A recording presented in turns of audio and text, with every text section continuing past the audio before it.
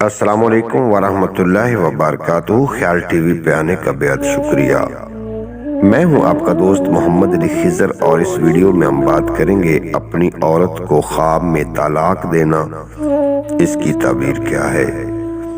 حضرت ابن سیرین رحمۃ اللہ علیہ نے فرمایا ہے کہ اگر کوئی خواب میں دیکھے کہ اس نے اپنی عورت کو طلاق دی ہے اور اس کی ایک ہی عورت ہے تو دلیل ہے کہ مرتبے اور عزت سے گرے گا، اور اگر اس عورت کے سوا اور بھی کوئی عورت ہے جس سے اس نے نکاح کر رکھا ہے تو دلیل ہے کہ اس کے مرتبے میں اور عزت میں کچھ کمی ہوگی۔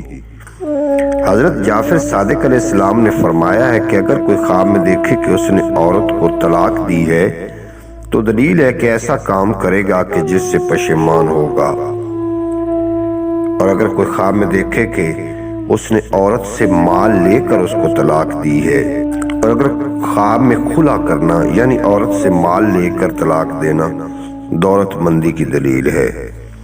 فرمان حق تعالی ہے، اور اگر عورت مرد جدا ہو جائیں تو اللہ ہر ایک کو اپنی کشائش سے بے نیاز کرے گا۔ امید ہے کہ آپ کو یہ ویڈیو اچھی لگی ہوگی۔